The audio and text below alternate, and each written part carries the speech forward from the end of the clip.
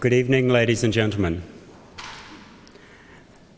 Welcome to the graduation ceremony for graduates of the Faculty of Asian and International Studies and graduates of the Faculty of Humanities.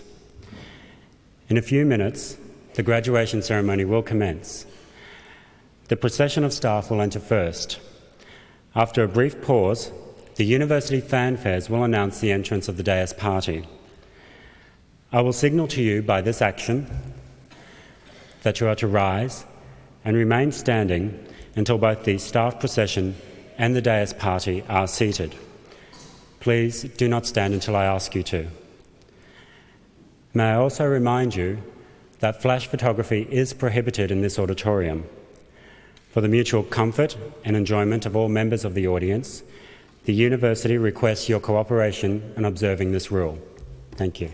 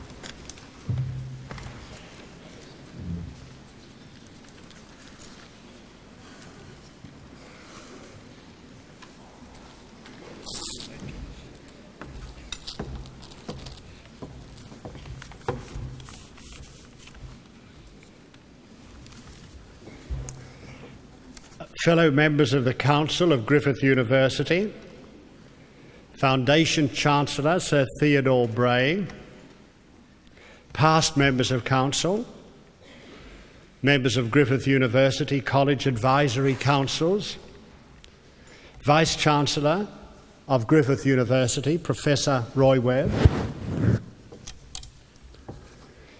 guest visitor tonight, Professor Dennis Gibson, Vice-Chancellor of Queensland University of Technology. Our two honorary award recipients, Mr. Charles Osborne and Mr. Barry Humphries. Staff and students of Griffith University, graduates, ladies and gentlemen. It's the custom for Griffith University and its guests to gather to celebrate the confer of academic awards on its graduates. The occasions hold significance for the graduates, their families and friends, and for the entire university community. As Chancellor of Griffith University, it is my pleasure to extend a very warm welcome to everyone present. I extend a particular welcome to Mr. Charles Osborne, noted author and critic, and to Mr. Barry Humphries, whom we must also acknowledge as noted, as our special guests this evening. They are each to receive an honorary award of Doctor of the University for services to the arts.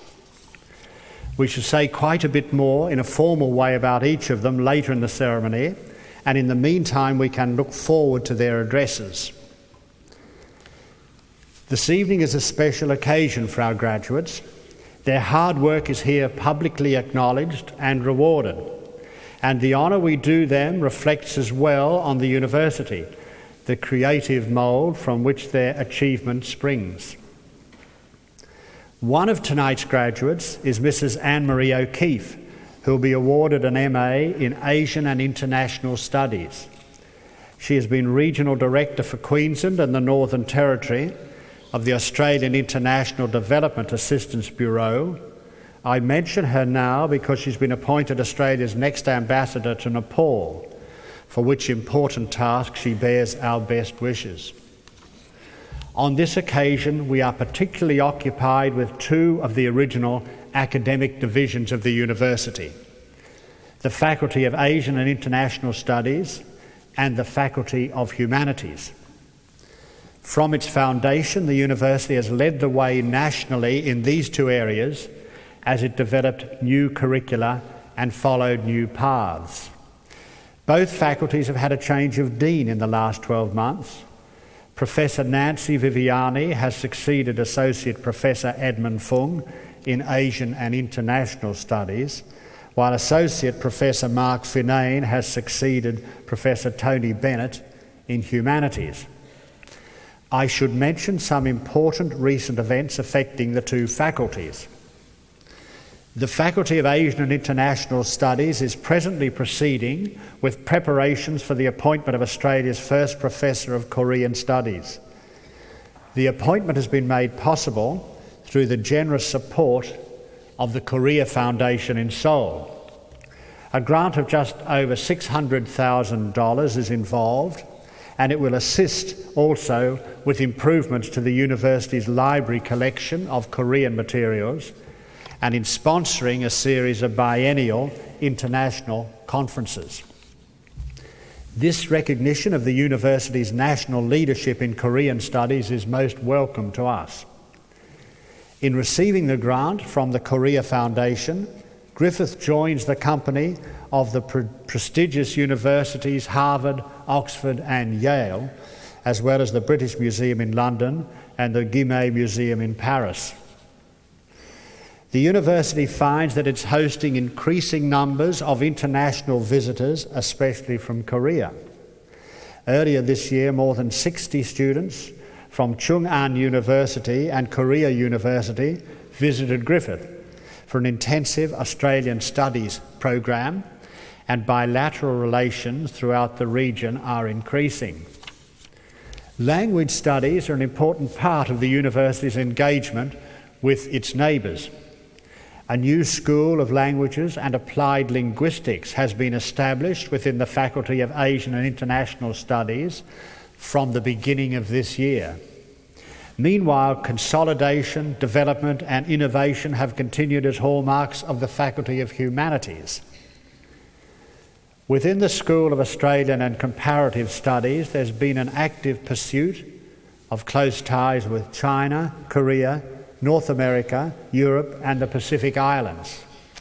And an exchange agreement has been signed with Le Havre University in France to facilitate academic cooperation and joint research activities. The School of Contemporary European Studies has introduced a new degree course, the only one of its type in Australia, offering a major in Spanish studies. This addition to modern language studies within the university reflects the rising importance of Spanish as a major community language in Queensland. The School of Applied Ethics has commenced undergraduate teaching and later this year will introduce its first Masters by Coursework courses. Recently, the School of Theology, jointly hosted by the Faculty of Humanities and the Brisbane College of Theology, was launched by the Minister for Education. A number of postgraduate research students have been enrolled, and this semester the first students in the combined Bachelor of Arts in Humanities and Bachelor of Theology courses commenced their studies. Finally, I mention the Centre for Open Learning, which was established within the faculty late in 1993. Open learning has emerged as one of the federal government's key strategies for addressing the need for more flexible delivery of educational services. The faculty has been involved in the development of open learning within Australia for some time now, and the university is consequently well placed to take advantage of the new opportunities. Ladies and gentlemen, it gives great satisfaction to be associated with Griffith University. Its high ranking in the recent National Quality Assurance Round was welcome and an honour which we felt we deserved. We're committed to innovation and excellence in the development of our academic programs, in the pursuit of knowledge, and in the disposition of the university's considerable cultural and intellectual resources at the service of the wider community. Griffith graduates have already earned acclaim, and those who graduate today will take their place amongst a growing band of whom the university is proud.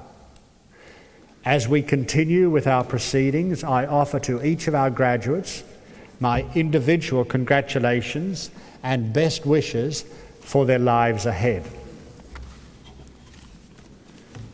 I now call on the Dean of the Faculty of Asian and International Studies to present the graduates from that faculty who are to receive their awards at this ceremony.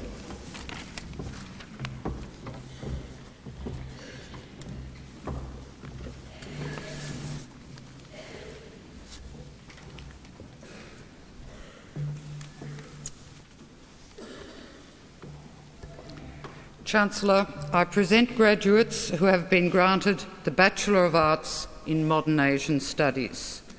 Kirsten Allingham.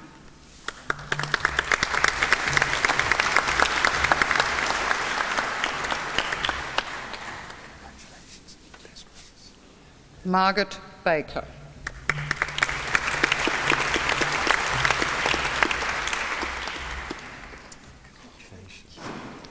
Stuart Brooke.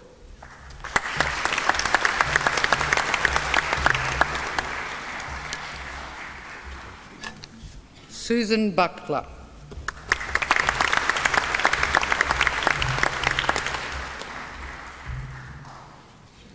Chawen Chu.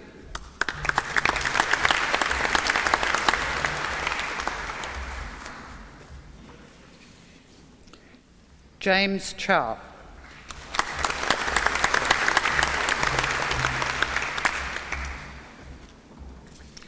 Rebecca Crowe.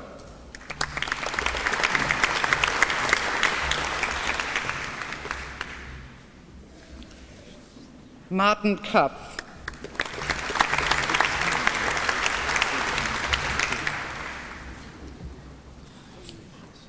Jessica Quindung.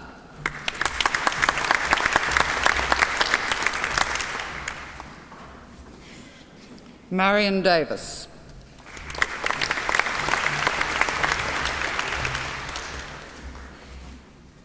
Joanne Denya.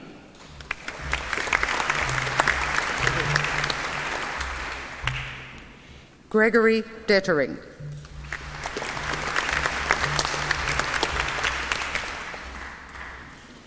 Son Quan Din.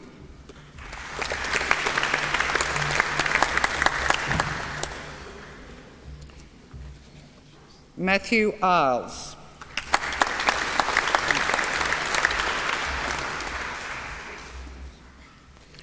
Bonnie Fass.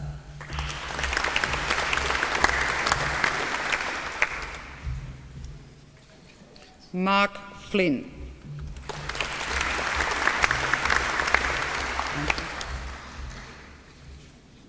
Anthony Garcia.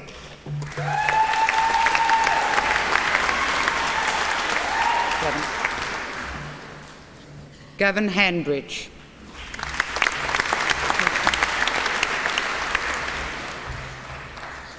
Kirsten Hansen-Smith.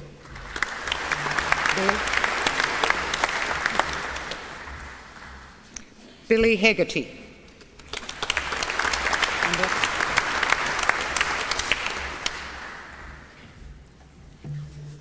Lambros Helios.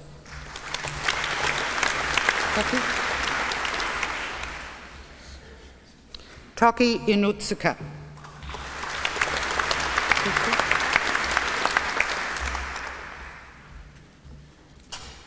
Kirsty James.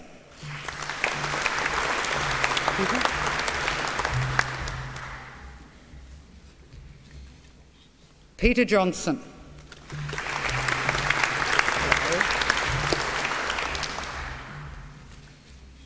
KQ.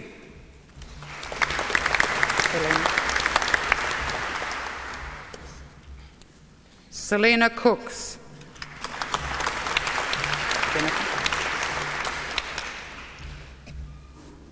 Jennifer Layton.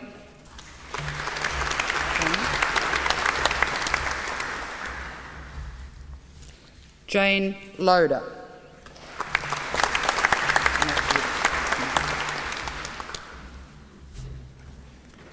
Jeanette Lupsik.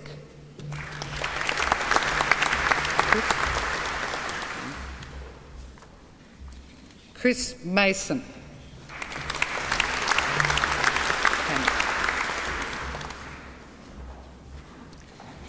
Tanya Mathens.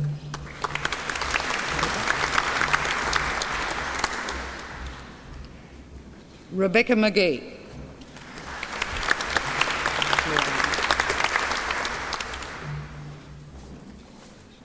Luann McKenzie.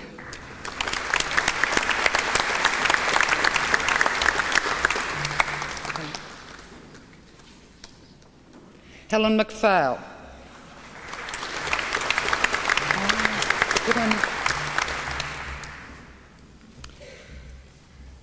Tanya Milne.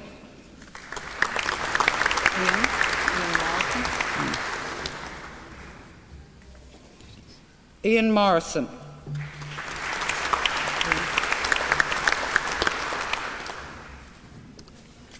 Leanne Nguyen.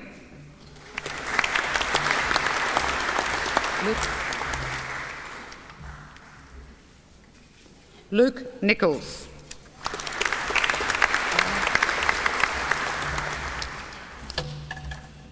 Kay Oliver.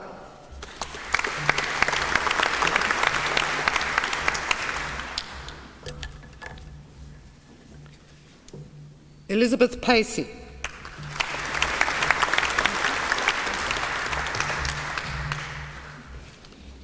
Tracy Parker.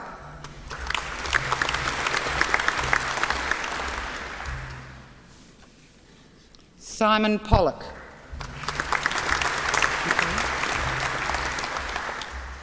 Nicole Ponsford.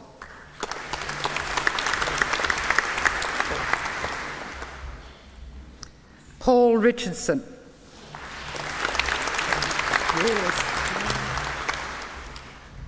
Sharon Schofield.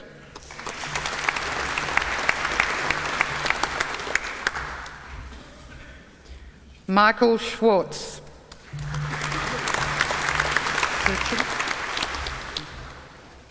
Susan Serchin.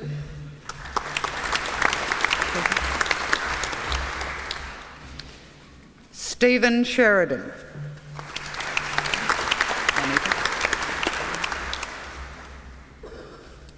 Juanita Shin.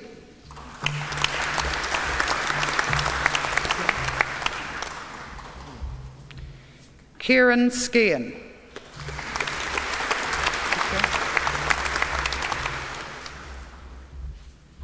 Michelle Smith.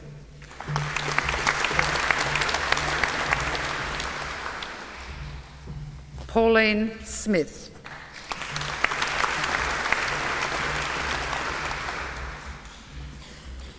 Michael Sobey.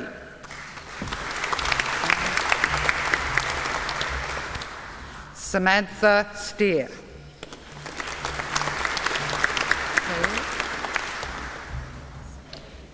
Kaori Tatsumi.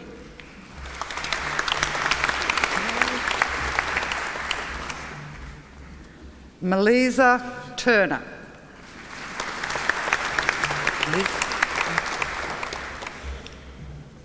Liz Turpin.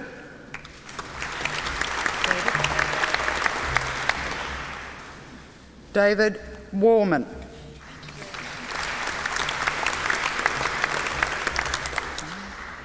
Rachel Weeks.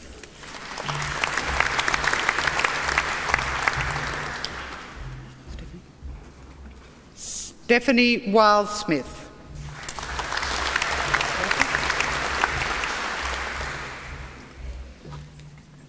Russell Wilshire.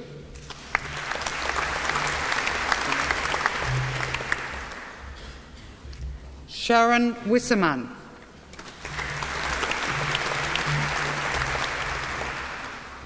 Rachel Wood.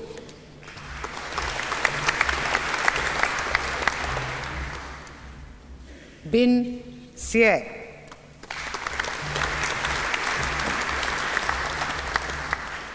Samantha Yan.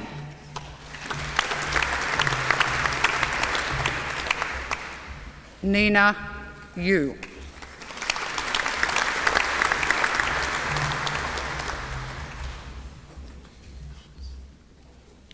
Chancellor, I present graduates who have been granted the Bachelor of International Business. Sarah Alfredson.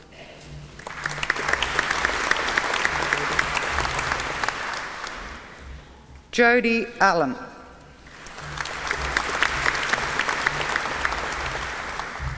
Christine Bacon.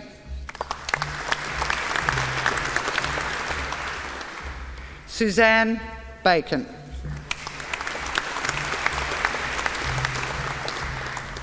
Sarah Bate.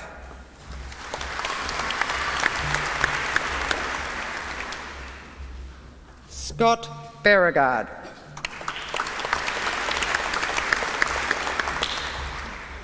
Colleen Brew.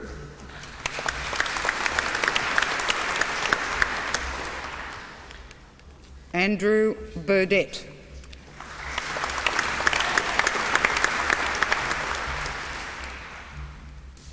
Karen Burville.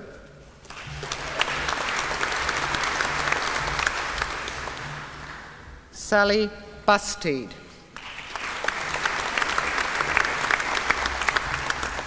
Linda Cardinal.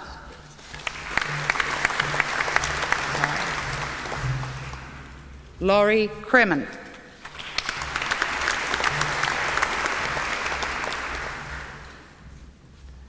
Claudia Kirker.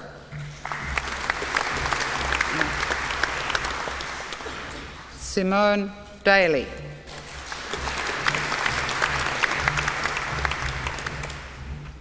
Tracy Everson.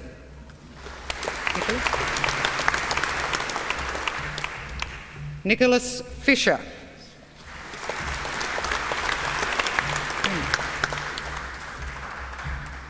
Brendan Frawley.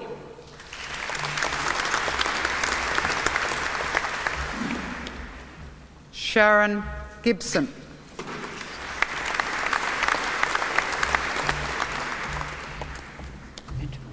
Angela Glaister.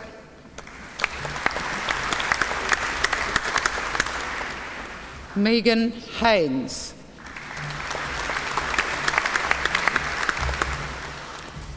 Karen Harvey.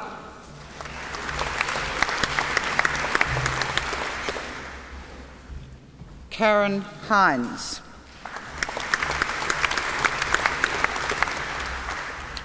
Louise Kane.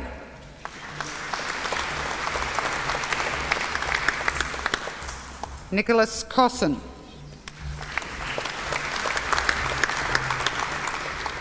Melissa Larkin.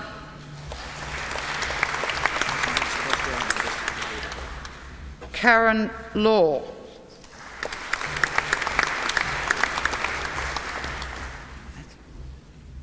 Matthew Lawson. Jennifer Lindsay.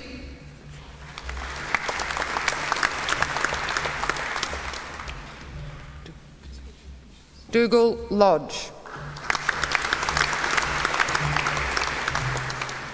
Frederick Long.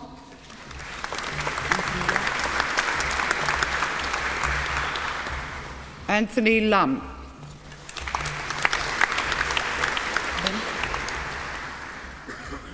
Ben McDonald.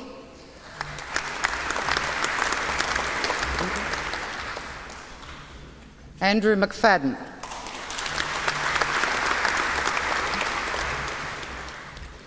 Tracy Milton.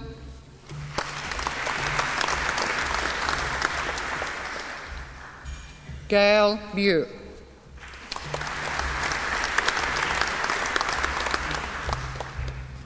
Oscar Morales.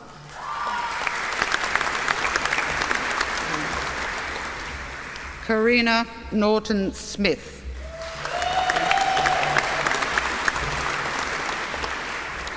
Ben O'Connor.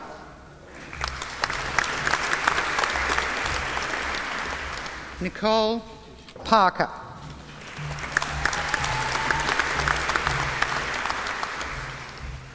Renee Pilkington.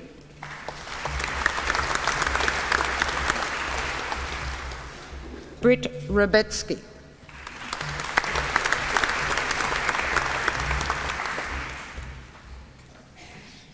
Maureen Reekers.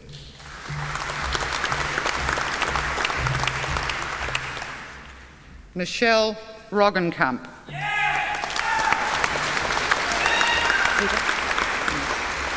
Peter Ross.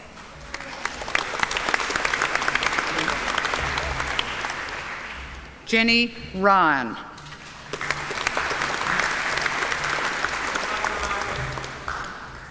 Tanya Scott.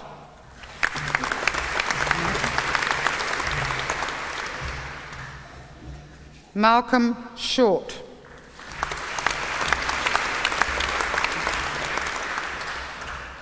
Tristan Southgate.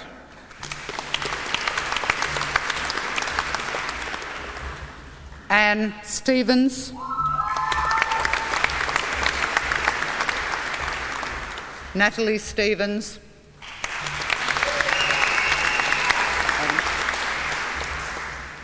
Adam Stewart.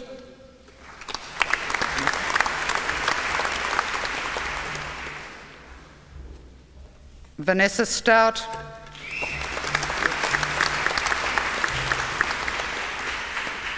Philip Strumpf.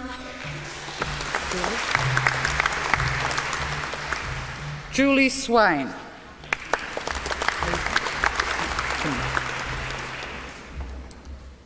Lisa Simmons.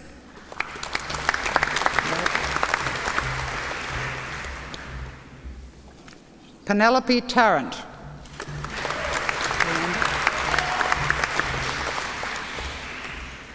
Leander Trebles.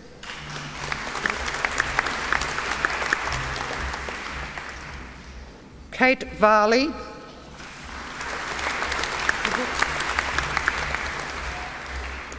Edward Vesely.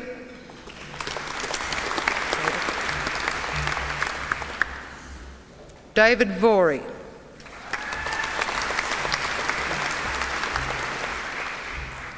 Thomas Wallace.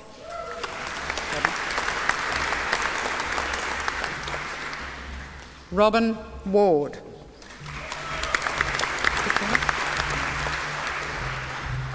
Katrina Watts.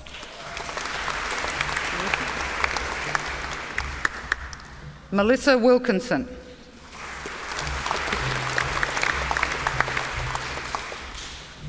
Christopher Willems.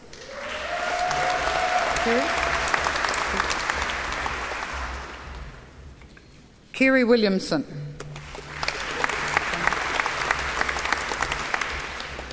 Zane Willis.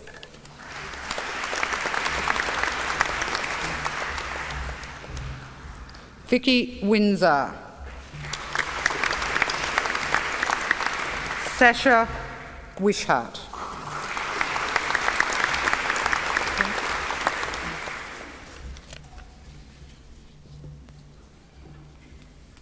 Chancellor, the Medal for Achievement in the Bachelor's Degree course may be awarded annually to the graduate with the highest academic achievement in a Bachelor's Degree course.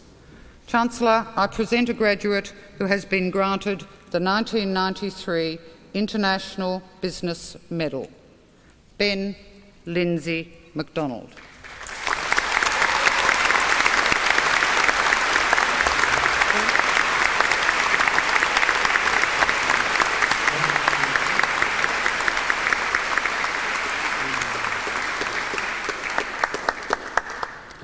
Chancellor, I present a graduate who has been granted the Bachelor of Arts in Modern Asian Studies with first-class honours, Paul Sadler.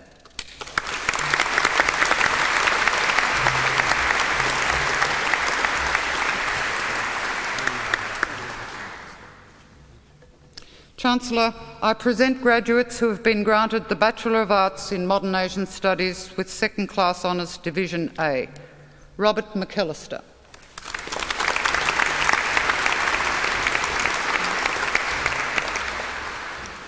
Marilyn Murphy.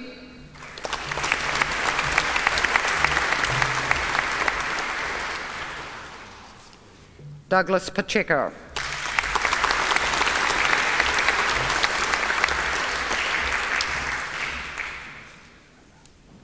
Chancellor, I present graduates who have been granted the Bachelor of Arts in Modern Asian Studies with second-class honours, Division B. William Sullivan.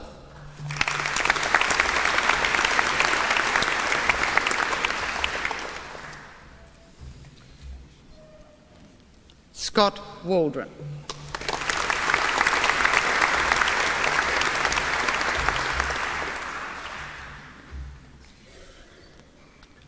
Chancellor, I present graduates who have been granted the degree of Bachelor of International Business with second-class honours, Division A. Deborah Owen.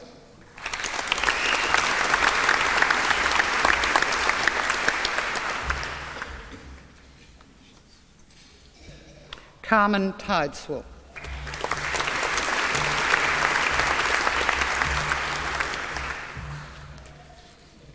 Chancellor, I present a graduate who has been granted the Bachelor of International Business with second-class honours, Division B, Bernie Hogan.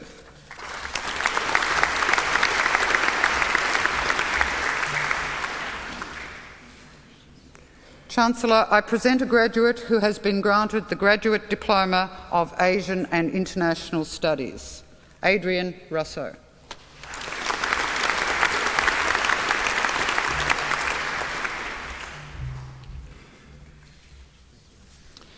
Chancellor, I present a graduate who has been granted the Graduate Diploma of Chinese Language, Tanya Mathams.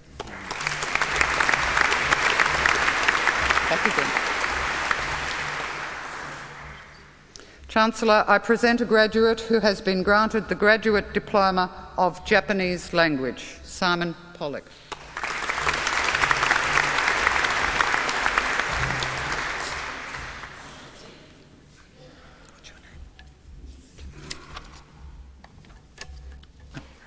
Chancellor, I present graduates who have been granted the Master of Arts in Asian and International Studies. Timothy Knowles.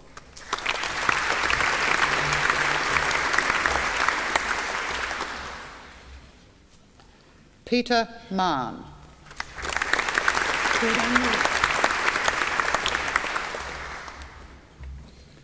Anne-Marie O'Keefe.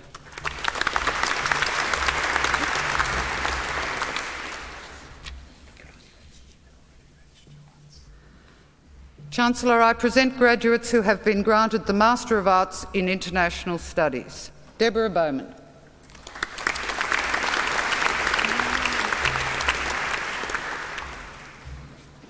Heather Kopp.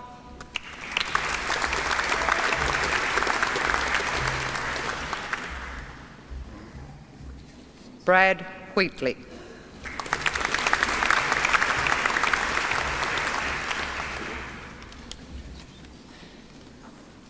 Chancellor, that completes the presentation of the graduates of courses of the Faculty of Asian and International Studies.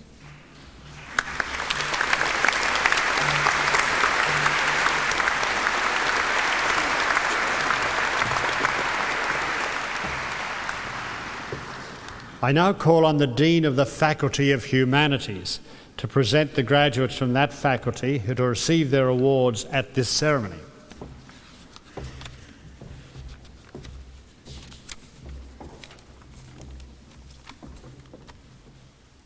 Chancellor, I present graduates who have been granted the Bachelor of Arts in Australian and Comparative Studies.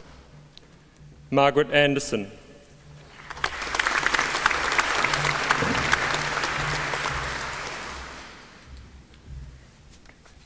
Joan Baber.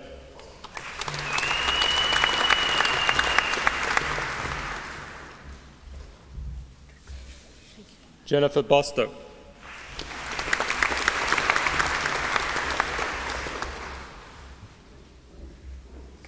Jeff Bremner.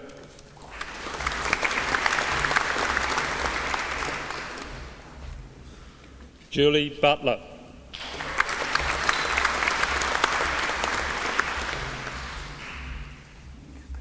Betty Collier.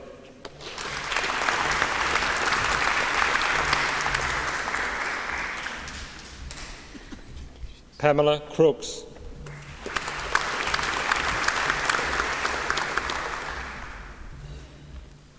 Elizabeth Dennis.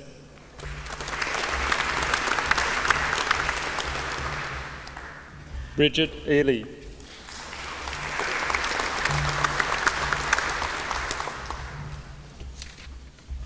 Nancy Hodge.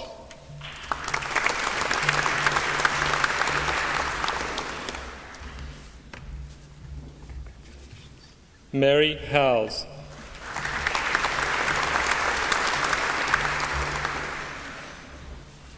Alan Carney.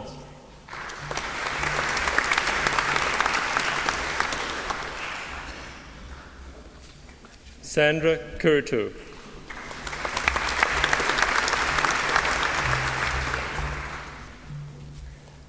Claire Lees.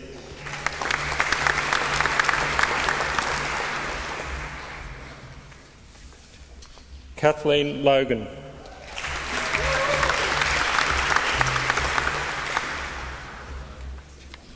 Gary Martin.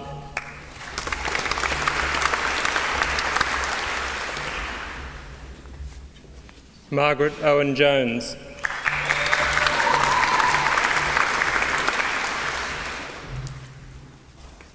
Jan Reid.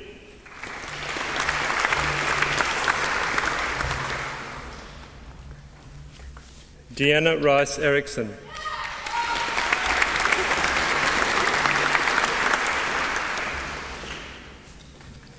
Cecilia Sorensen.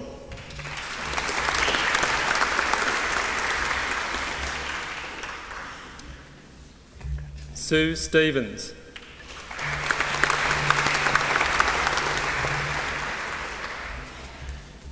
Willem Tulliners.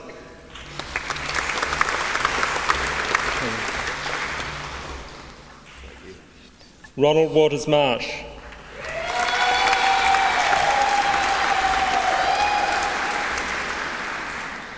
Michael Wheeler.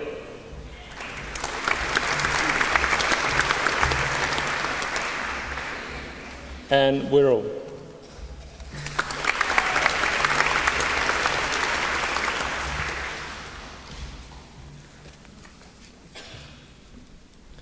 Chancellor, I present graduates who have been granted the Bachelor of Arts in Humanities. Wayne Addison.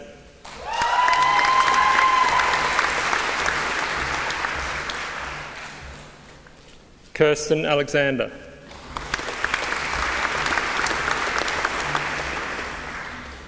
Charity Anderson.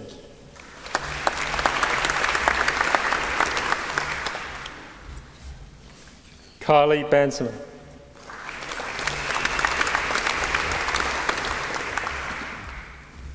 Michael Benjamin.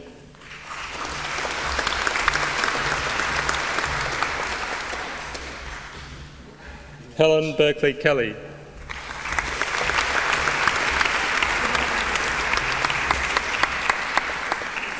Sylvia Biaka.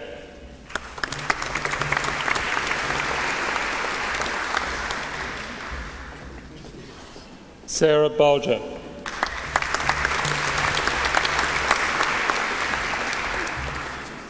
Michael Bowser.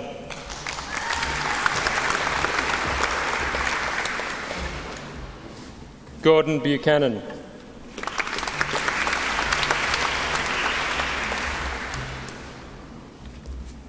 Danbin Castle.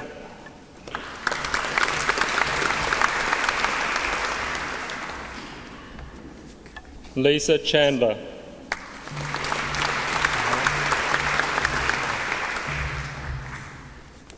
Christine Shard.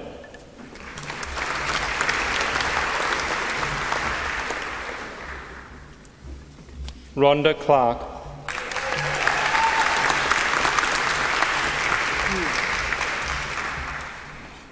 Dawn Cross.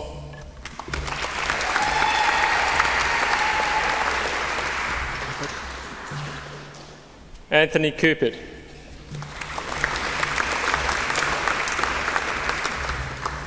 Matthew Day.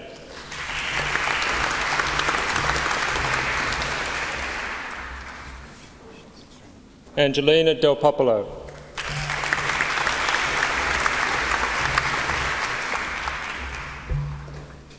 Penelope Derrick.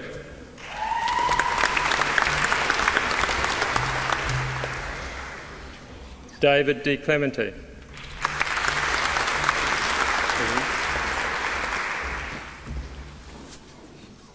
Charisse Dorian.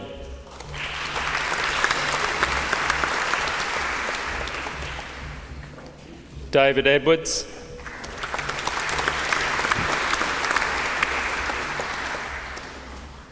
Joanne Fenton.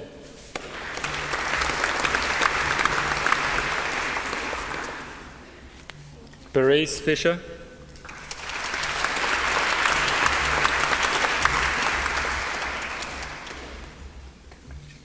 Cherry Ganza.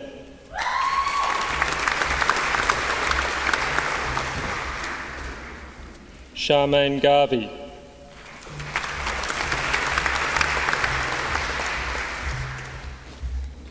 Narelle George.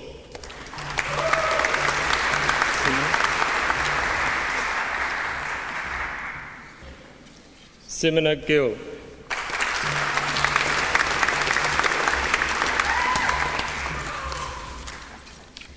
Annabelle Gilbert.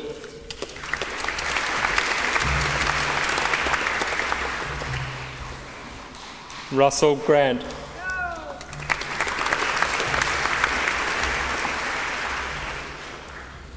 Elizabeth Gravener.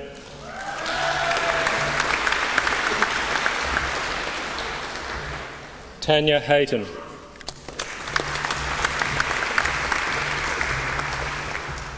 Wendy Herman.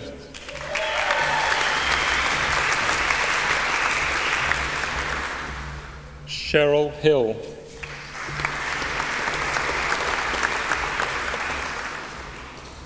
Genevieve Hoey.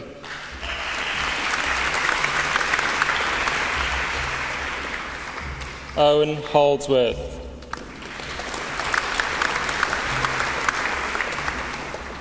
Kelly Holland.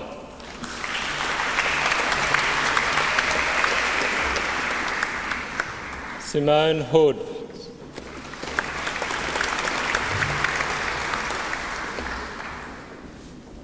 Jeffrey Hunter.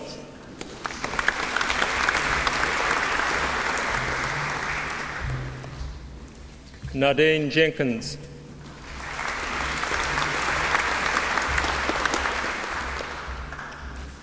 Natalie Judd.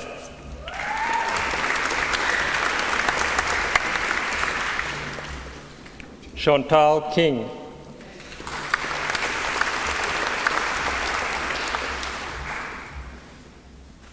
Dominic King.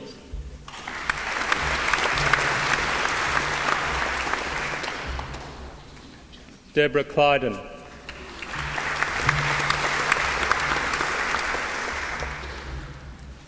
Kathy Klook.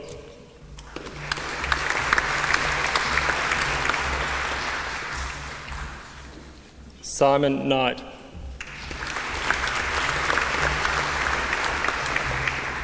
Leah Lawrence.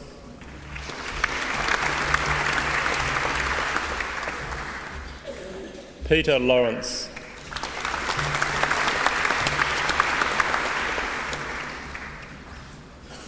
Monique Lillycrap.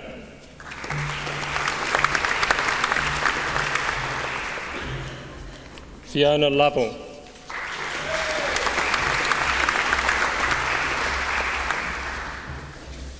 Carol Loudon.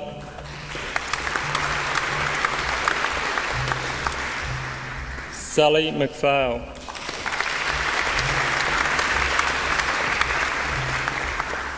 Lisa Ma.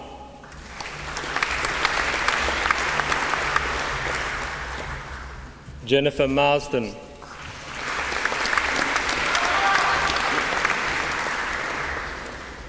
Meryl McAlpine.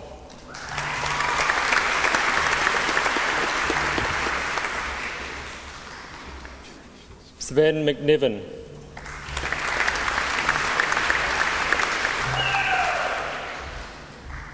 Leanne Moles.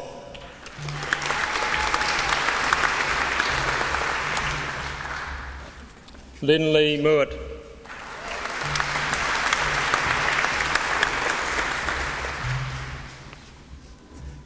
Andrew Mulhall.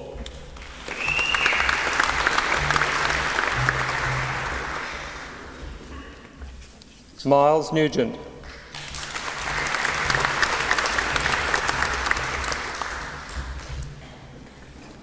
Gabriel O'Brien.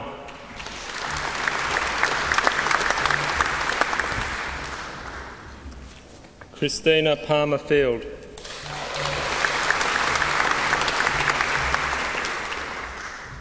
Jane Petty.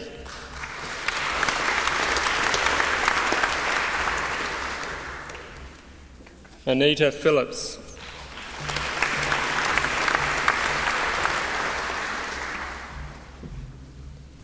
Richard Powell.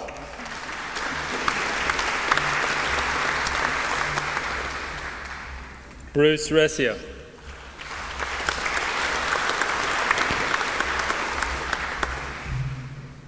Lisa Rogers.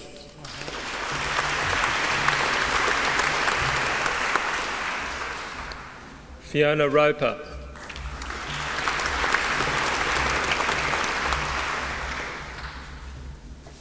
Van Rudd.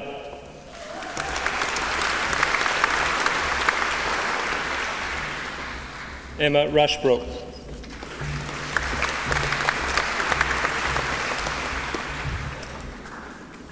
Greg Sanders.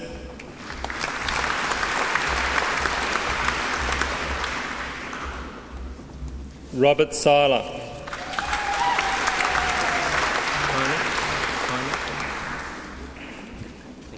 Carol Sherry.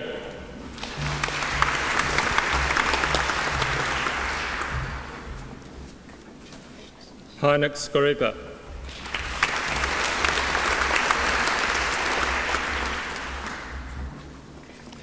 Hayden Small.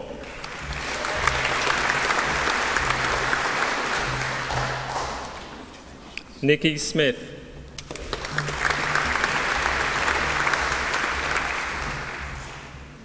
Louisa Sturdy.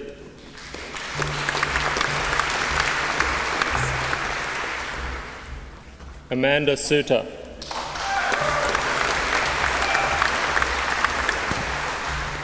Susan Swinburne.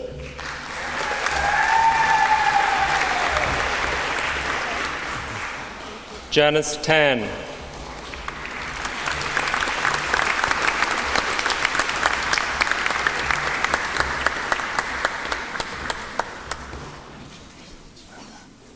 Jennifer Tannock Bland.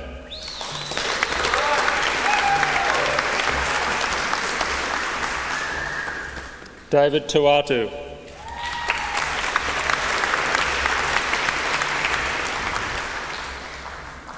Sarah Waldron.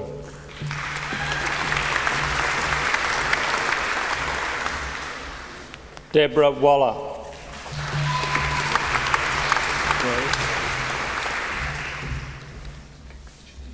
Christina Worry.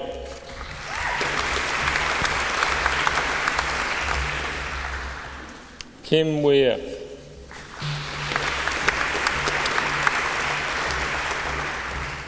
Elaine White.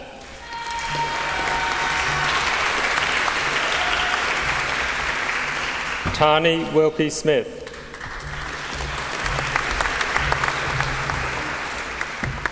Noel Williams.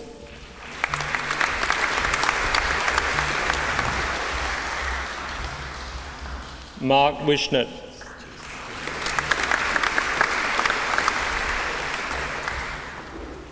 Emma Woodley.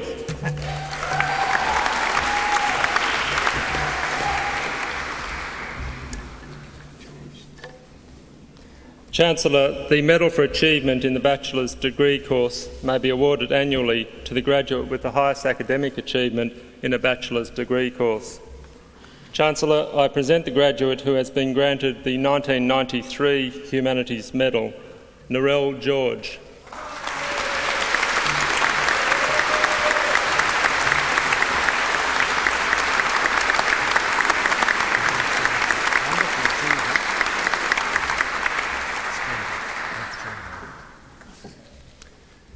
Chancellor, I present graduates who have been granted the Bachelor of Arts in Humanities with first-class honours.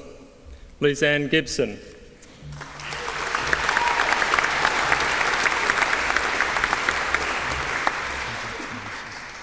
Lisa McCall.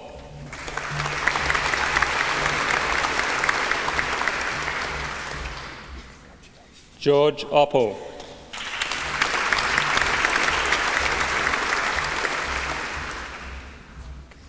Margaret Quinn.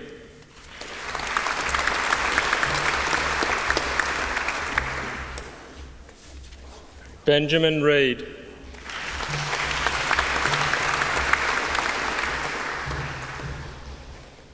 Diana Solano.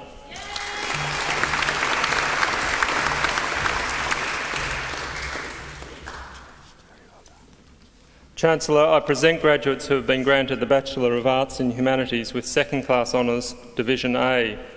Yvonne Diaz.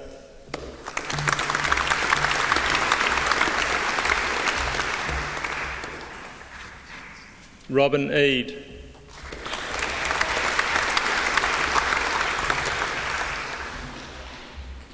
Abigail Gilchrist.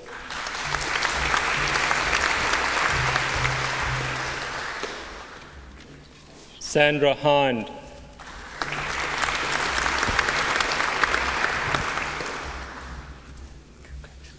Megan Kimber.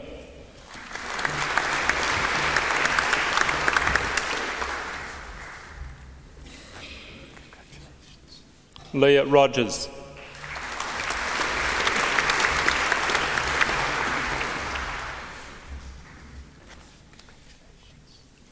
Chancellor, I present graduates who have been granted the Bachelor of Arts in Humanities with second-class honours, Division B. Peter McGarros.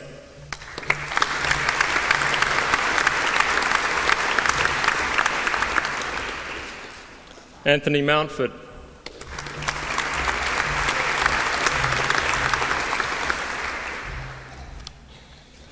Kylie Rumble.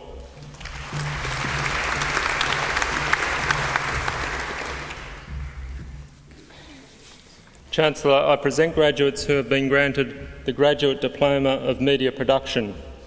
Amber Cunliffe.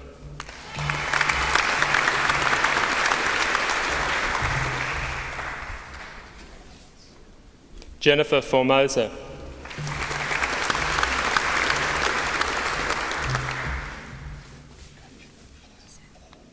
Chancellor, I present a graduate who has been granted the Master of Arts in Australian Studies. Margaret Denuya.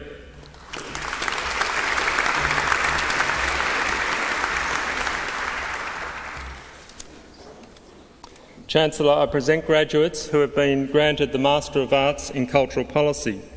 Jill Hudspeth.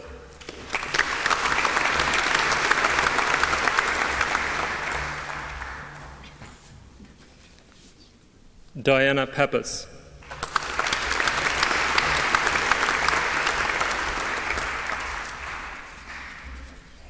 Chancellor, I present graduates who have been granted the Master of Arts in Film and Television Studies. Joey Chen.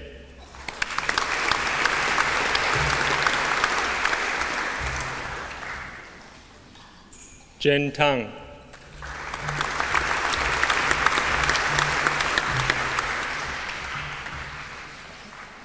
Chancellor, I present graduates who have been granted the Master of Arts in Women's Studies. Anne Chandra.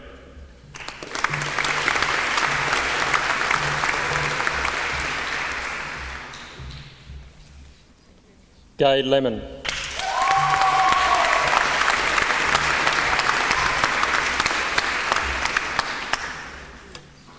Chancellor, that completes the presentation of the graduates of courses of the Faculty of Humanities.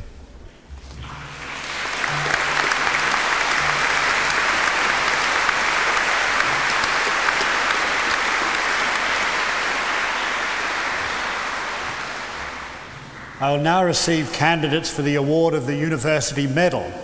I call upon the Chairperson Academic Committee to present the graduates.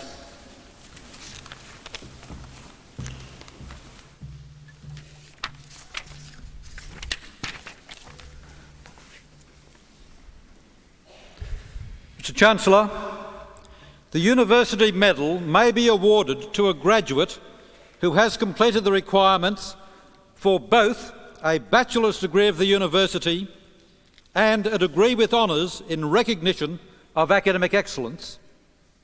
Mr. Chancellor, I'm pleased to present 3 graduates of the Faculty of Humanities who have been granted the 1993 University Medal. George Oppel,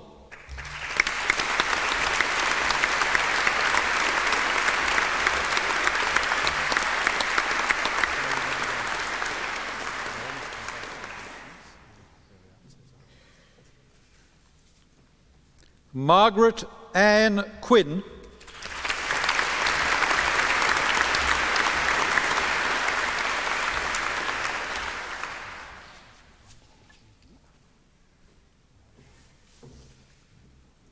Deanne Solano,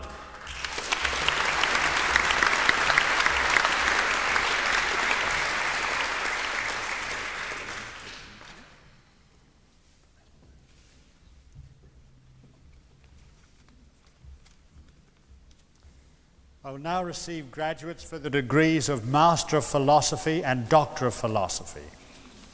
Chancellor, Mark James Finn has been granted the degree of Doctor of Philosophy taken in the Faculty of Humanities.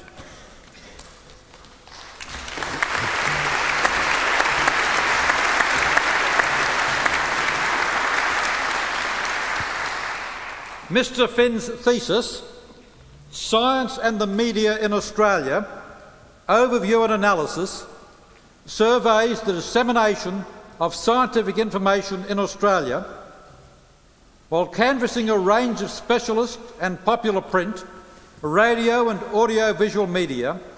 The text chosen for detailed analysis is beyond 2,000.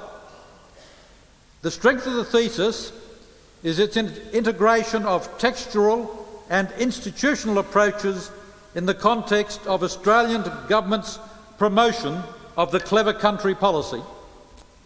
Mr. Finn's conclusions emphasise the need for the ongoing education of scientists and journalists about the particular exploitations and conventions of each other's profession, Mr. Chancellor, I ask that Mark James Finn be presented with the degree of Master of Philosophy.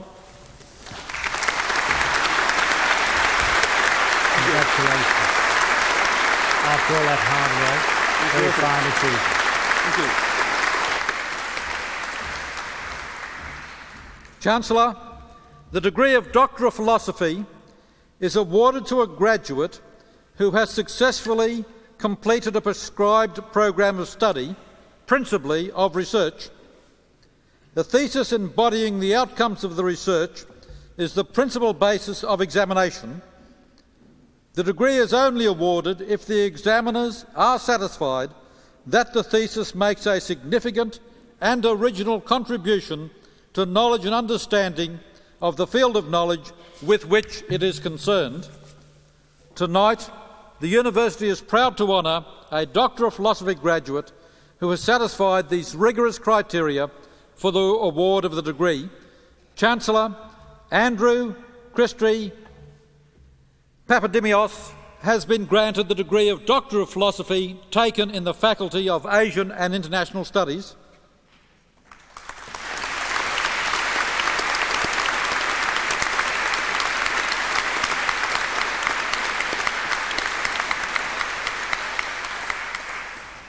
Dr. Papadimos' thesis examines the reasons behind recent improvements in Australia-Taiwan relations and shows that they result primarily from Taiwan's growing importance in the Australian marketplace. With its emphasis on trade, the thesis also shows that Taiwan's importance to Australia has been slowly evolving such that Taiwan is at present a more important and more reliable trading partner to Australia than is the People's Republic of China. There is also space given to the political implications of the trading relationship. Mr. Chancellor, I ask that Andrew Christie Papadimos be presented with the degree of Doctor of Philosophy.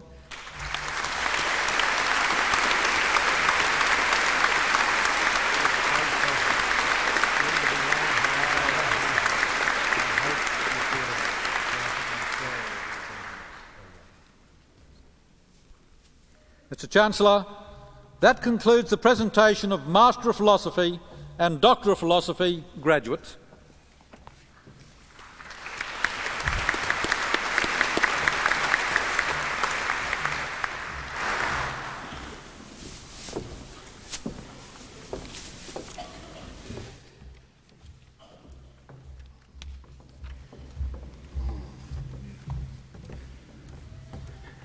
Ladies and gentlemen, there will now be a brief musical interlude performed by the Griffith University Collegiate Singers.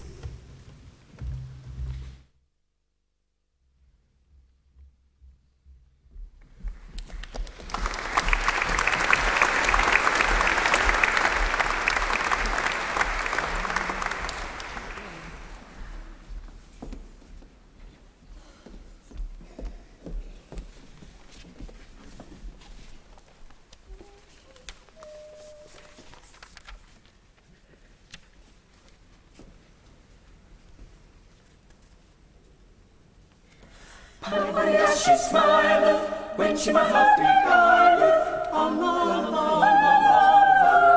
la la la la la la. My body does she smileth when she my heart beguileth. La la la la la la la la.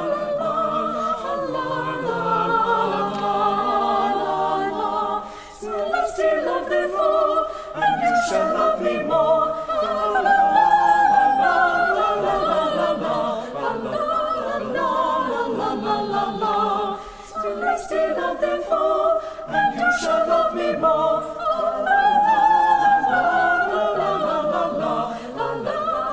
La la la la. When she was sweet I turneth, oh how my heart it burneth. La la la la la.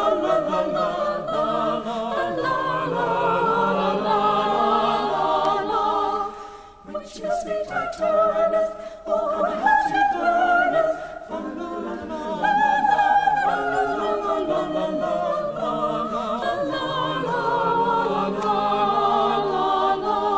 Dear love, call in the light, or else you'll burn me quite.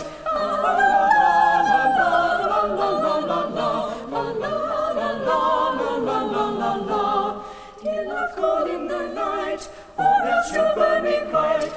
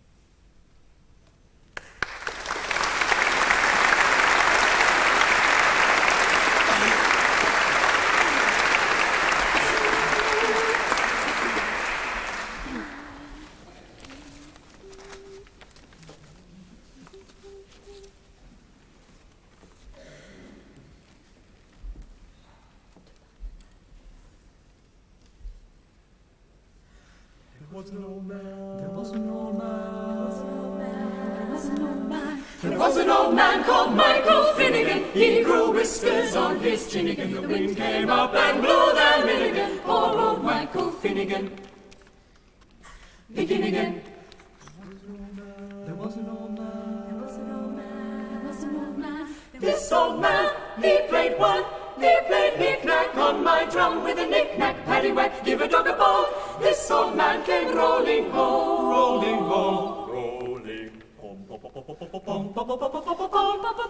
This old man, he played too. He played knick-knack on my shoe with a knick-knack, paddywhack, give a dog a bone. This old man came rolling home. Finnegan, Finnegan, Finnegan, Finnegan, Finnegan. This old man, he played free. He played knick-knack on my knee with a knick-knack, paddywhack, give a dog a bone. This old man came rolling home. Finnegan, Finnegan, Finnegan, Finnegan, Finnegan, Finnegan.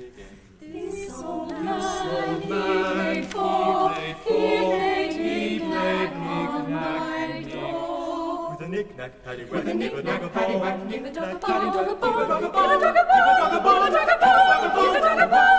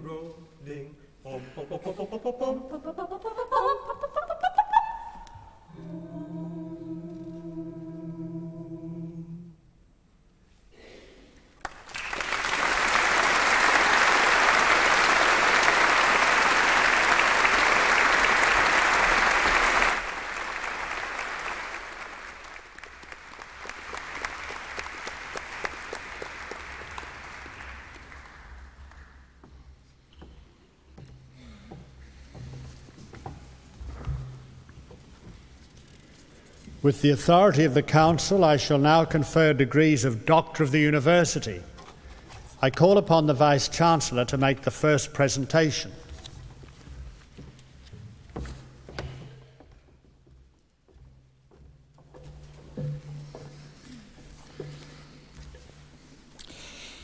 Mr. Chancellor, the Council of the University has resolved to award the degree of Doctor of the University to Mr. Barry Humphries, AO.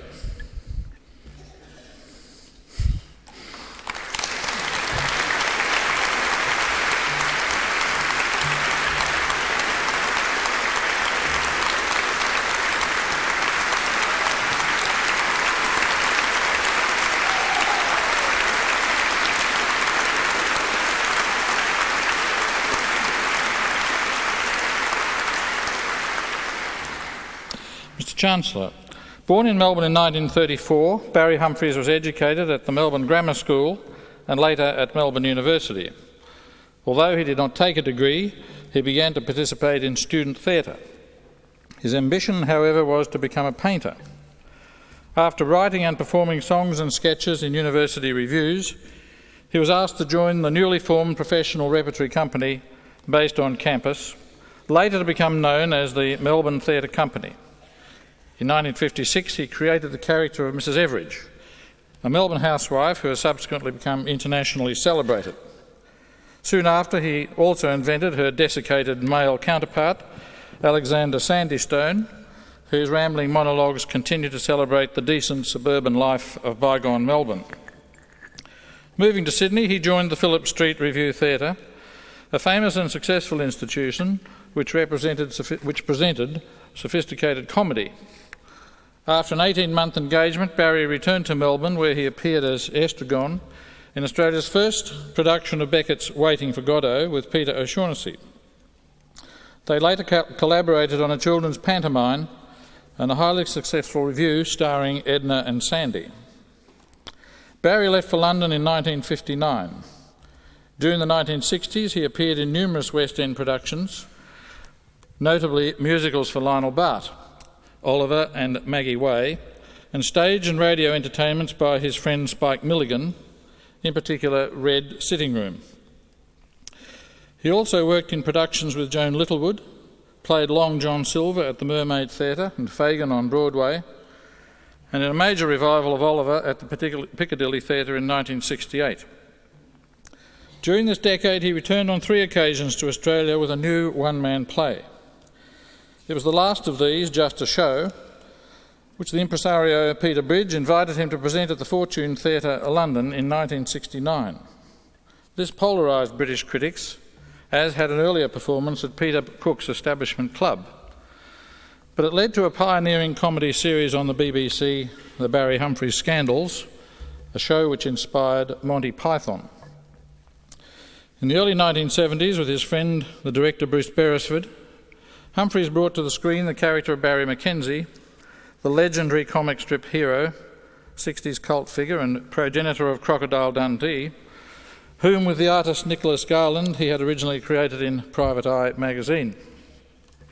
In the mid-70s, Barry starred at the Apollo Theatre London in Housewife Superstar.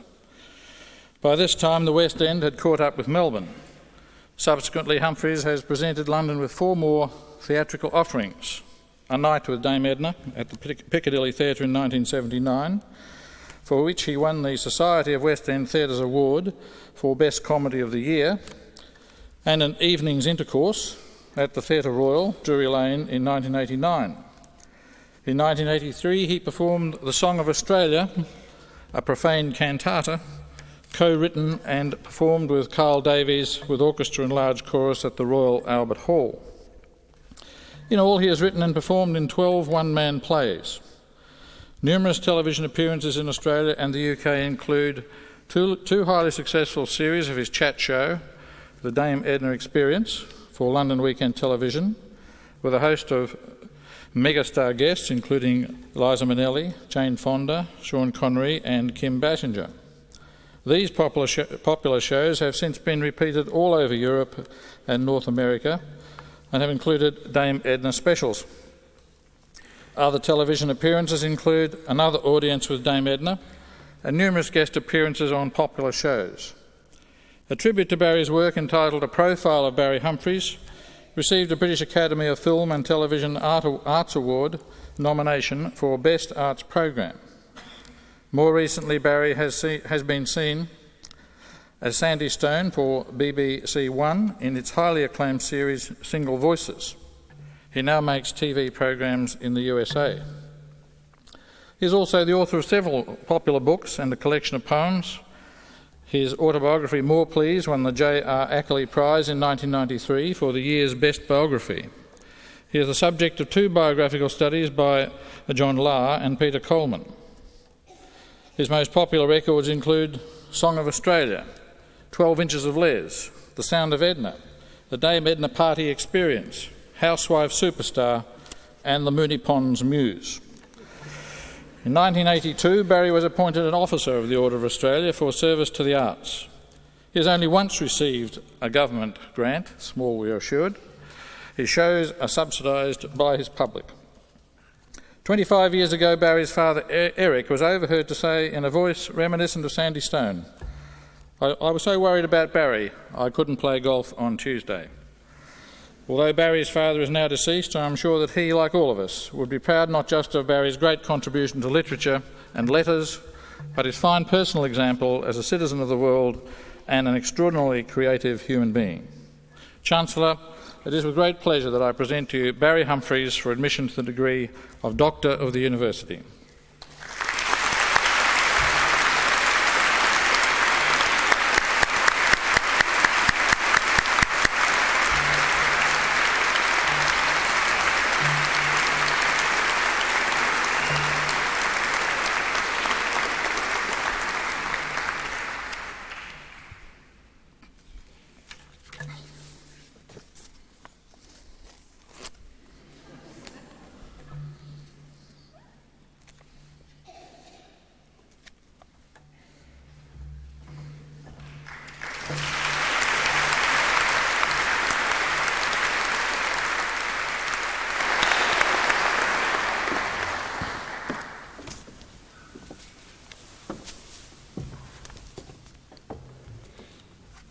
I now call upon Barry Humphries, Doctor of the University, to deliver an occasional address.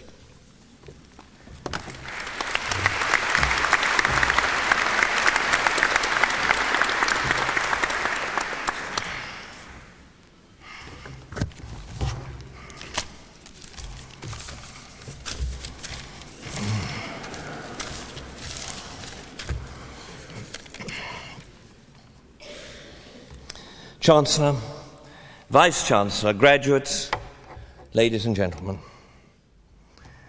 It's a great honour for me to be here on stage in Brisbane for the first time. Some of my friends have frequently performed here.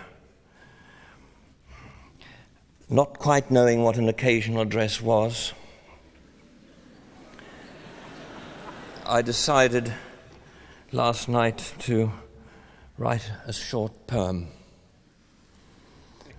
on the subject about which I know most, myself.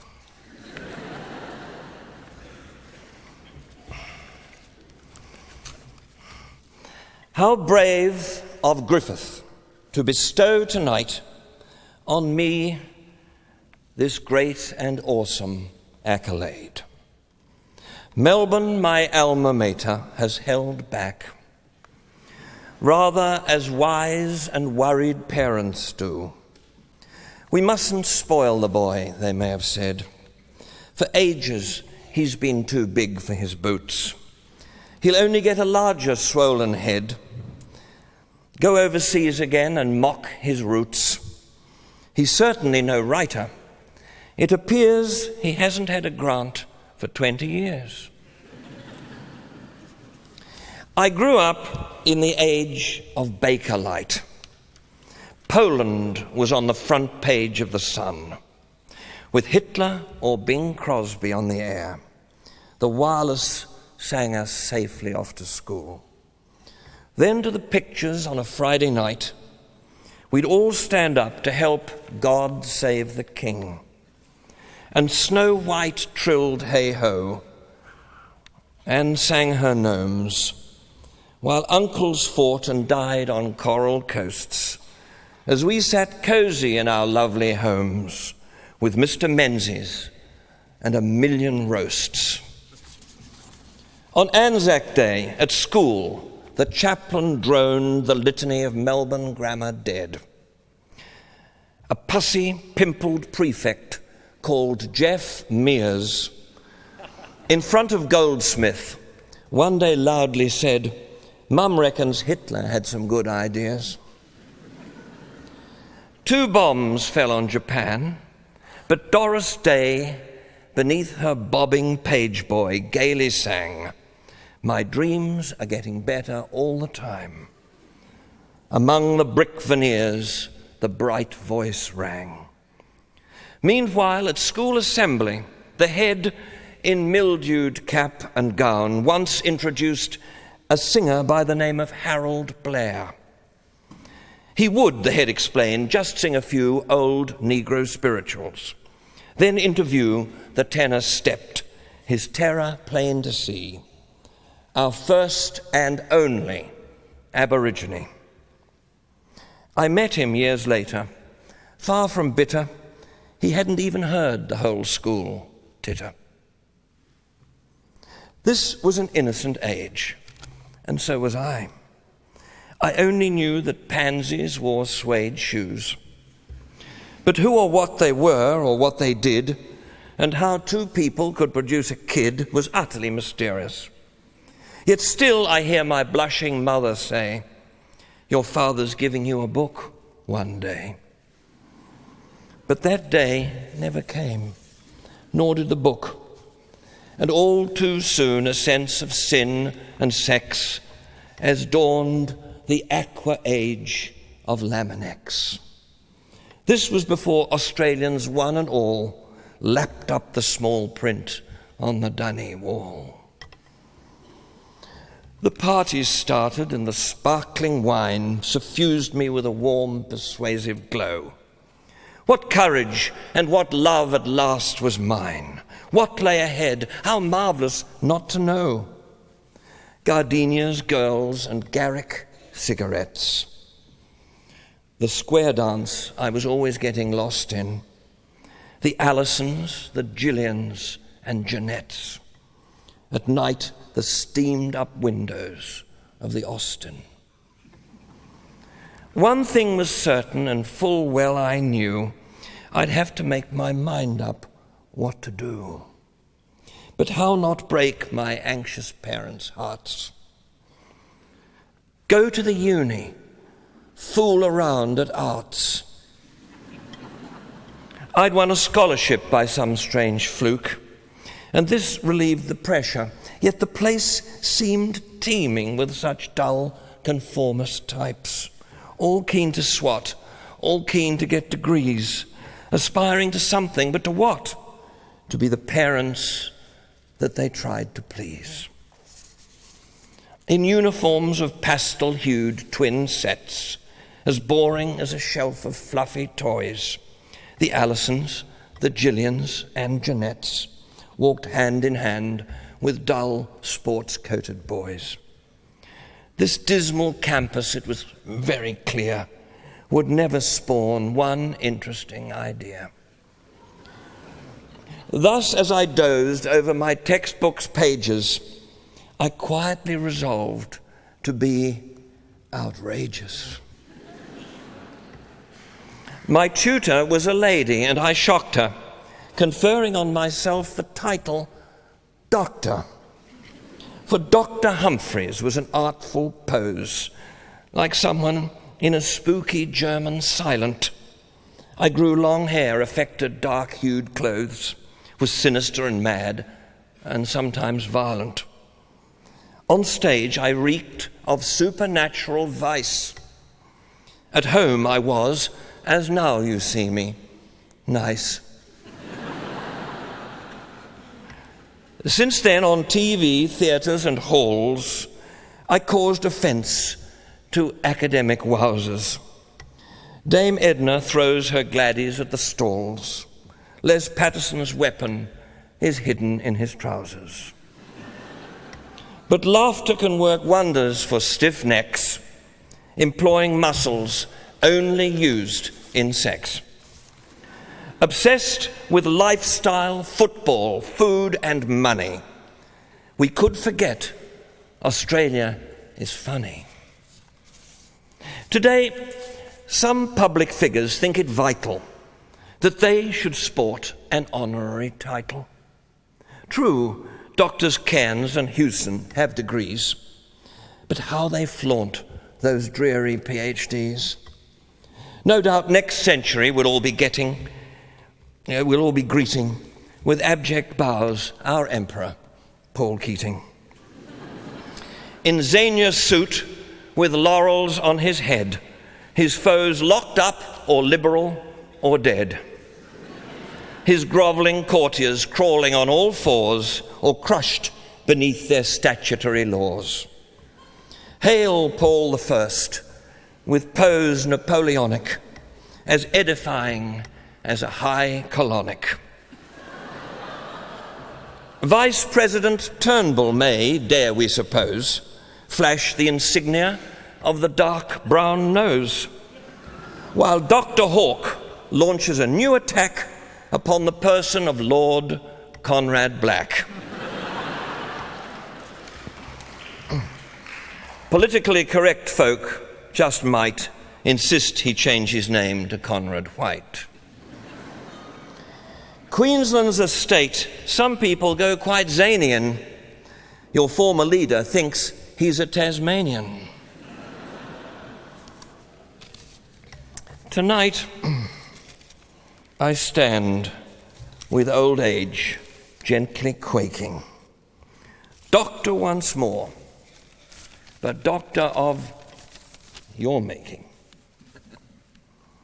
40 years later, taking my degree, surrealistic in its irony. Another case where real life mimics art.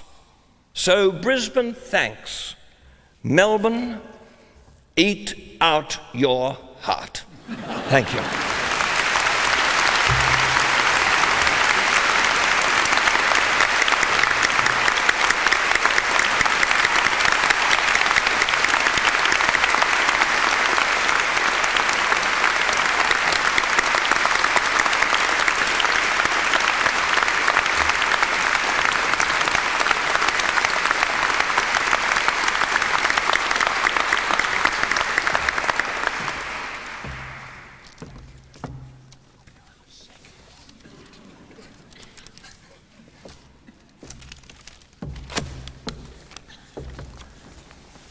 I now call upon the Vice-Chancellor to make the second presentation.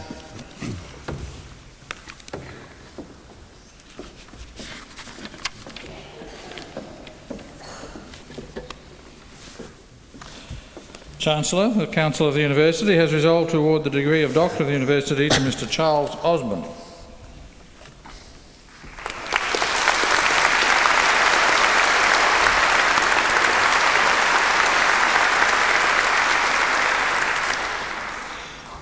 Charles Osborne was born in Brisbane in 1927 and educated at Petrie Terrace Boys School and Brisbane State High School.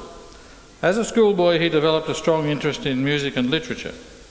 As well as founding a magazine during his school years, he was also one of a group of students who founded Barjay, an Australian literary magazine that achieved national distribution. Charles Osborne studied music in Brisbane and Melbourne, particularly voice and piano. He first wanted to be a concert pianist, then a singer, and finally an actor. With opportunities so few in these fields, he opened the Ballad Bookshop with the poet Barry Reed in Adelaide Street in 1947. A well-stocked literary bookshop, it attracted a wide range of people with literary and musical interests, including the conductor Otto Klemperer and the painter Sidney Nolan. In order to further his career as an actor, Charles Osborne moved to Melbourne in 1951. He appeared in a number of plays in the city and toured extensively throughout Victoria. At the age of 25, he moved to England and joined the swelling ranks of expatriate Australians. In London, he first earned a living by writing notes for the sleeves of classical records and through other pieces of musical and literary journalism. He also performed small roles in a number of films and plays around London and the English provinces. A naturally gifted researcher, he soon began to broadcast on music for the BBC, a career which continued to flourish for the next 25 years. In 1958, Charles Osborne joined the London Magazine, where he worked for 8 years, the last 5 as assistant editor. It was during this time that he developed a series of friendships which spanned the entire English literary and theatrical world, including such prominent figures as John Gielgud, Graham Greene, William Plomer, Gore Vidal, W.H. Auden and Barry Humphries. He also reviewed performances for The Guardian and was invited by the New York Times to be its London music critic. From 1966 to 1986, he worked for the Arts Council of Great Britain, firstly as Assistant Literature Director and then as Literature Director from 1971. In his administrative work, Charles Osborne was dedicated to maintaining high standards in subsidising the arts. He always kept the interests of literary and musical audiences in mind, emphasising the need for Arts Council grants to serve the public rather than sectional interests. From 1967 to 1974, he undertook the added responsibility of directing the prestigious Poetry International, a festival of spoken poetry held annually in London and featuring eminent poets from around the world. Since retirement from the Arts Council of Britain in 1986, Charles Osborne has worked tirelessly to communicate his special love of the arts to a worldwide audience. From 1986 to 1991, he was Chief Theatre Critic of the London Daily Telegraph and remains a frequent contributor of features on opera and theatre to the Telegraph. He is a well-known speaker in the UK and the USA and has given many successful lecture recitals of poetry in both countries.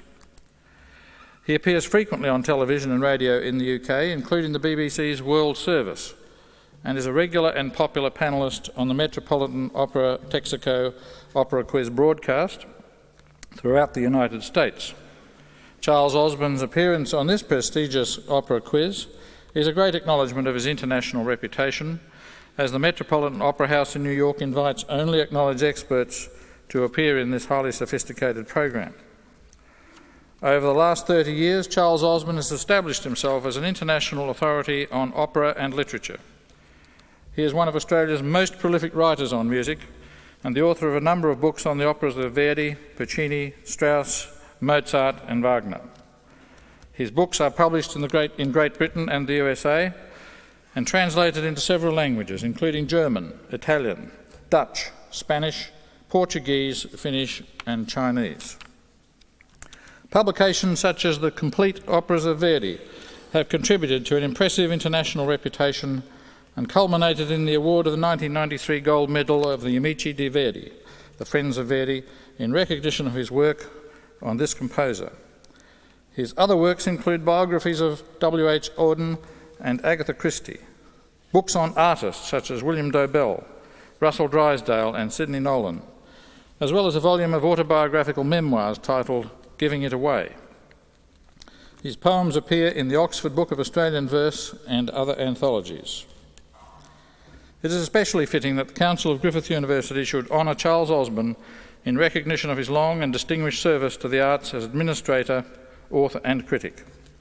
Chancellor, it is with great pleasure that I present to you Charles Thomas Osborne for admission to the degree of Doctor of the University.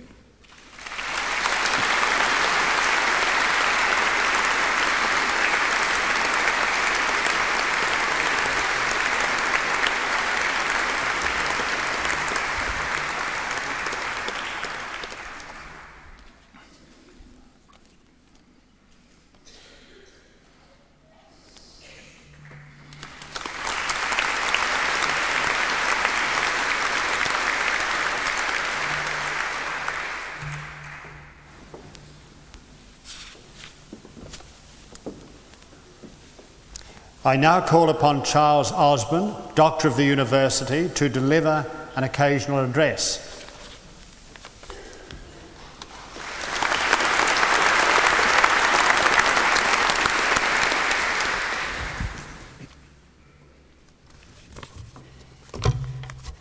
If I'd known, Chancellor, Vice-Chancellor, graduates, ladies and gentlemen, that my friend Barry Humphries was busy in his hotel room last night writing a poem, my competitive spirit would have got the better of me and I'd have tried to do the same. Fortunately for you all, I didn't know that. I must first thank you for the honour you have bestowed upon me today. I'm by no means sure that I deserve it, and this feeling is made stronger by the realization that I have before me in the audience a number of young people, hopefully about to begin their working lives, to whom, presumably, it's expected that I might be able to offer a few words of wisdom. Well, I fear I have none. Most of you who are graduating today will know what you want to do with your lives. At your age, I didn't know what I wanted to do, and indeed I still occasionally find myself wondering what I'm going to be when I grow up. I do remember actually the occasion in my life when I was first required to give some thought to that very question. It was at my primary school here in Brisbane, at Petrie Terrace, and I must have been 11 or 12. The entire class had been asked to draw something. This happened once a week, and I was used to my teacher telling me that my attempt at drawing a sunset looked more like a fried egg. On this occasion, we'd been asked to illustrate what we expected to be doing at the age of 40. Most of the boys produced drawings with various degrees of skill, depicting themselves flying aeroplanes or bombing German cities. It was near the beginning of World War II. Or winning races on motorcycles. I'm afraid that, very morbidly, I did a drawing of a tombstone in a cemetery with the inscription, Charles Osborne, 1927 to 1939. Very funny, Osborne, said Mr. Milne, my teacher. Does this mean you intend to commit suicide this year? No, sir, I said, it means I thought you'd probably kill me when you saw it. Well, that got a huge laugh from the class as well, which was what I'd intended. I was a dreadful show-off as a child, and my friends tell me I still am, though I see myself as a shy, retiring type of person. But I also see, and I mean this fairly seriously, that I have proved myself unable at any time in my life to act with single-minded determination. In my teens, I began to write verse, and soon my poems were being published in the Bulletin and elsewhere, and I supposed I was going to be a professional poet, with a capital P, like the poets of the time whom I most admired, T.S. Eliot, W.H. Auden, Stephen Spender. But I'm afraid I've been what one might call an intellectual drifter. In due course, after I'd gone to London, I got to know those three poets I just mentioned personally. Two of them, Auden and Spender, quite well. Had I known then that many, many years later, not only would I become the friend of Barry Humphries, but that Barry would become the son-in-law of Stephen Spender, I might have given Stephen some warning of the fact. However, I discovered that none of these three excellent, famous poets actually made his living by the writing of poetry alone. Eliot, of course, was a publisher in charge of Faber and Faber. Auden earned large sums on the American university lecture circuit, and Stephen Spender also spent much of his time as a visiting professor at universities in the United States. While I was still in Australia, I drifted into becoming an actor, by accident really, and I found, even though I wasn't very good at it, that it was one way, indeed the only way at the time, that I could earn a living. And that enabled me to save the money to go to Europe, which I did because in the Australia of those days, the early 50s, the literary world was a very small one, and so was the musical world. There were very few jobs on offer, and I decided by this time that I was not simply a poet, nor even a poet who was also an actor, but that I was a poet who made a living as an actor, who wanted to write literary criticism, and who loved music and wanted to write about that as well, especially opera. Not so much a specialist, therefore, more a jack of all trades. And you know how that description continues. I feared I would indeed be a master of none. And had I been getting a degree this evening as an MN, Master of None, I would not have been at all surprised. There was no permanent opera company in Australia in those days, and I went abroad because I needed to see, not just to hear on gramophone records, but to see on the stage where they belonged, the operas of Mozart, Wagner, Verdi, Puccini, Strauss, Britten, Berg, operas which today you don't have to leave Australia to see. And in due course, I began to write books about them. I went on writing and publishing my poems, but over the years they became less frequent. I'd given up acting as a profession when I reached the age of 30, because I decided that unless you were really good at it and completely dedicated to it, acting, I'm sorry, Barry, wasn't an appropriate job for adults. Before long, I became known as a writer on music and also on literary subjects. Occasionally, people who knew me as the author of a book on the operas of Verdi would ask me if I were related to the other Charles Osborne, the literary critic. And when I was appointed literature director of the Arts Council of Great Britain, several friends assumed I'd been made music director. I even confused myself sometimes. When the editor of the Daily Telegraph rang me in 1986 to ask if I was interested in becoming that newspaper's chief theatre critic, I said to him, "You mean music critic, don't you?" "No, I don't," he replied, with the result that I spent the next 5 years as a theatre critic. The Australia I left in 1953 was a very different country from the Australia of today. I've seen the changes occurring gradually because I keep returning every 2 or 3 years, not only to see old friends, but also to keep in touch with the place where I spent my first 25 years, the place which shaped me, which formed my attitudes. In a way, I've come to know my country better by living a large part of my life away from it. To see a country, to see any object in the round, one has to move some distance away from it. Before I left Australia, I had no other experience against which to measure it. In the last 40 years, I've come home many times. I can't really claim that I live in 2 hemispheres, the northern and the southern, but I do by now realize that I would never want to be permanently deprived of either. It occurs to me that when I was younger, I derived more pleasure from poetry than from prose. Now it tends to be the other way around. I find the novel one of the most richly satisfying of all art forms. I'm fond of quoting Jane Austen's sardonic defense of fiction, when one of her characters, asked what she is reading, replies, "Only a novel." "Only a novel," the authorial voice of Jane Austen comments.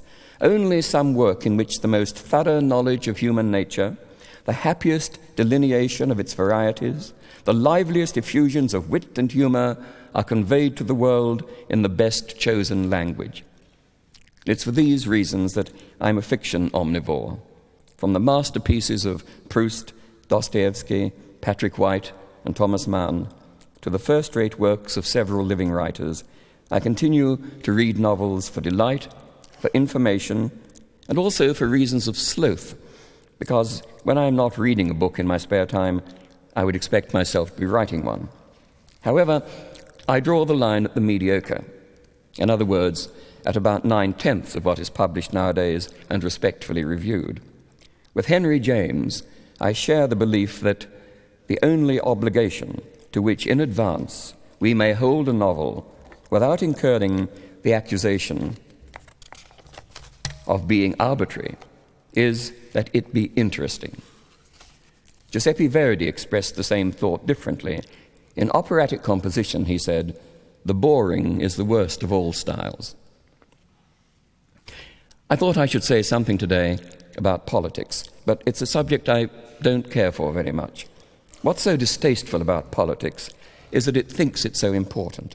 It seeks to dominate our lives, whereas ideally it should occupy no more than 0.5% of our waking hours. It should be the mechanics of life, not the whole of life. And the world of politics, as my friend Mr. Humphreys, Dr. Humphreys, I beg his pardon, has pointed out, the world of politics is full of such awful people. Until the collapse of communism a few years ago, and to a certain extent this still applies today, the world was divided into countries which were like clubs in the sense that they were difficult to get into, and countries which were like prisons because they were difficult to get out of. I know which I prefer. To my fellow liberals, with a small L I hasten to add, to my fellow liberals contemplating the various moral dilemmas thrown up by the modern world, I offer the words of Tolstoy, who wrote, "The antagonism between life and conscience may be removed in two ways, by a change of life or by a change of conscience." The inadequacy of the terms left and right in politics is revealed if one stops thinking of them as being positions at opposite ends of a straight line. The line is not straight. It is shaped into a circle, and where the left and right ends meet, there you find communism and fascism meeting. Both are systems based on oppression. Who is oppressor and who oppressed is important only to those directly involved. If you're being held in prison without trial, it doesn't matter whether your captors are men of the right or men of the left. A bully is a bully, whatever his political colour. The more politically committed of my friends and acquaintances tend to have very selective sympathies, but I was never able to indicate a preference between, for example, South Africans persecuting blacks and Russians persecuting Jews. To my mind, nobody should be persecuting anybody. As for the admittedly less important question of the arts being politicized, when people tell me about the need for the working classes to have their own community arts, to replace the upper-class fraudulence of the high arts, and believe it or not, one hears a lot of this kind of thing from arts bureaucrats all over the world. I like to quote the American radical labor leader Bill Haywood, who said, "Nothing is too good for the proletariat." The gist of my message is, I feel very strongly that in politics, pragmatists are infinitely preferable to dogmatists. There are those who think it monstrously unfair that some individuals should have more artistic talent than others. People who fulminate against the notion of an artistic elite often think they're being democratic, as though democracy, which is the least unfair and therefore the most admirable system of government so far devised, as though democracy could possibly have the slightest relevance to excellence in the arts. Democracy can do many admirable things, but it cannot vote a bad poet into being a good one. The joke once made by the great conductor Arturo Toscanini, whose democratic credentials were impeccable, needs to be repeated every so often. In life, he said, democracy. In art, dictatorship. Now, I suppose that most of what I've said will have been of more interest to students of humanities than to those of you who have been engaged in Asian studies. What can I say about Asia other than that I'm sorry, but I don't believe it exists. I know that such countries as China, Korea, Japan, Malaysia, and Thailand exist because I visited them all briefly. But having said that, when the present Australian Prime Minister, Mr. Keating, tells us we are part of Asia, I have to say this is patently untrue. In any case, the concept of a single entity called Asia is to me meaningless. There is no such place. There are a number of disparate countries, most of whom dislike one another intensely, rather like Europe, really, and the European community of nations at one another's throats. Fortunately, I doubt if anyone in the separate countries of Asia takes us Australians seriously as Asians. But I must finish soon, and I haven't said anything of the slightest use to you so far. Well, let me end with two pieces of advice. The first comes in the form of an anecdote, and it's specifically addressed to those of you who decide to adopt writing as a profession in whichever discipline you are adept. A few weeks ago in London, I took part in a BBC radio program called Quote Unquote, in which a panel of 4 well-known people are asked, amongst other things, to identify various quotations, which are read out by an actor. Now, I've been on this show more than once, so I'm used to playing that particular game. But this time, a quotation I was asked to identify went something like this. If 9/10 of the poets now writing had been strangled at birth, the cost to literature would not have been great. Now, Charles Osborne, said the presenter of the program, who wrote that? Well, I'm not sure, I said. It sounds familiar.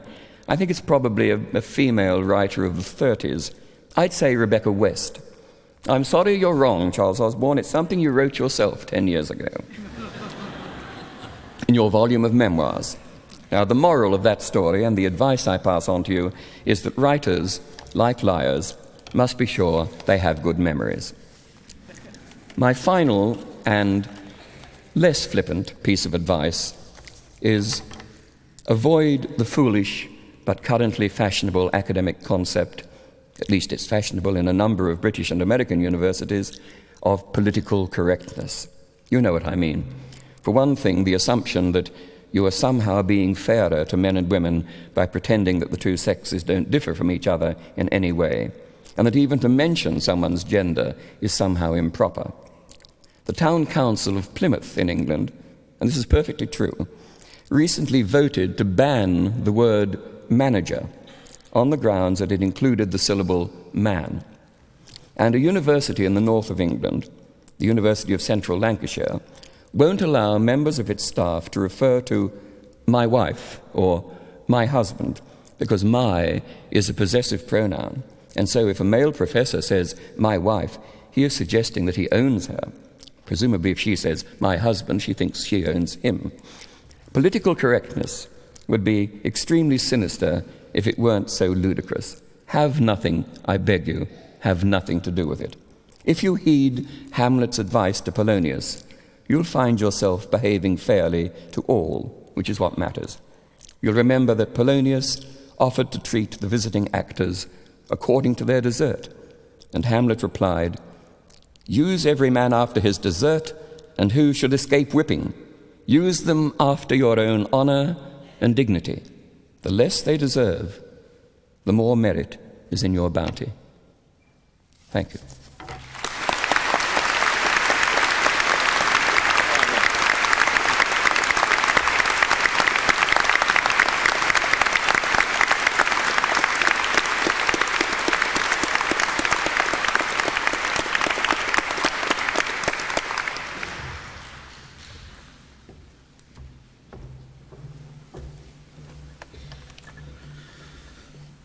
Mr. Chancellor, it's my pleasure, on behalf of everyone here tonight, to offer thanks to our 2 distinguished speakers. It has been a night of great riches for Griffith and for Queensland, and I suggest for Australian arts and letters, as tonight we've celebrated the careers to date, many years left yet, of 2 of Australia's notable arts and letters people, I stand before you as someone particularly well qualified to speak about Barry, since I was actually born in Moonee Ponds, where I spent the first 30 years of my life. And if that is not thought to be a sufficient qualification, my wife was brought up in Camberwell, another suburb featuring strongly in the writings and in the stage work of Barry Humphries. Well, tonight we were treated by Barry to something which, of course, will become part of the Australian literature, a poem which I'm sure we'll all want to read when it's published, and I'm sure our graduates will want to take that one away as part of their own personal archive. It is, of course, Barry's first honorary degree, and as he's mentioned himself, his first degree, since he didn't choose to take one from our shared alma mater, the University of Melbourne. He did advise me earlier on that Sir Les Patterson was given an honorary doctorate by Cambridge, and of course Sir Edna has been made a Dame of the British Empire by Gough Whitlam. But this is the first degree for Barry Humphries, and I may say we are absolutely delighted at Griffith to have got in ahead of that other university in the deep south. I'll offer these remarks jointly. Thank you, Charles Osborne, for your wonderful words of wisdom. You said you had no words of wisdom, but I'm sure you've left all of us tonight with much to think about as you threw a few cats among the pigeons. Our international business students have learned that there's no such thing as Asia. This is a little bit of reconstructing for them to do on themselves, so soon after their graduation. But of course, there are Asian countries, we're reassured. And of course, we've learned that, as many of us had realised, a bully is a bully, and it's good to hear that someone so eloquent and so learned in literature and the letters maintaining such downright propositions in his presentations. That the left and right circumnavigate each other and finish up colliding in the areas of communism and fascism is another correction to our linear way of thinking about political extremes. And in life, democracy; in art, dictatorship. Well, there was a statement that I'm sure we can all think about for a long time to come. Ladies and gentlemen, would you join with me again in thanking our two distinguished doctors of Griffith University for their fine contributions.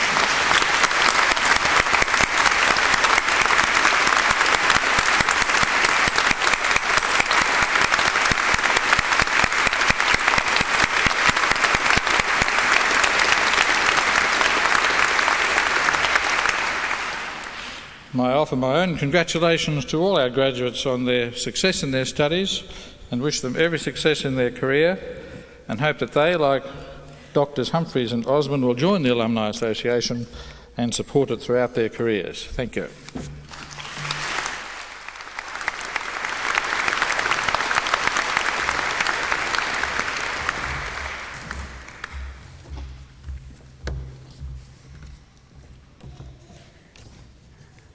Ladies and gentlemen, in a moment, the Griffith University Collegiate Singers will sing the traditional student song, Gadiama Sigatur.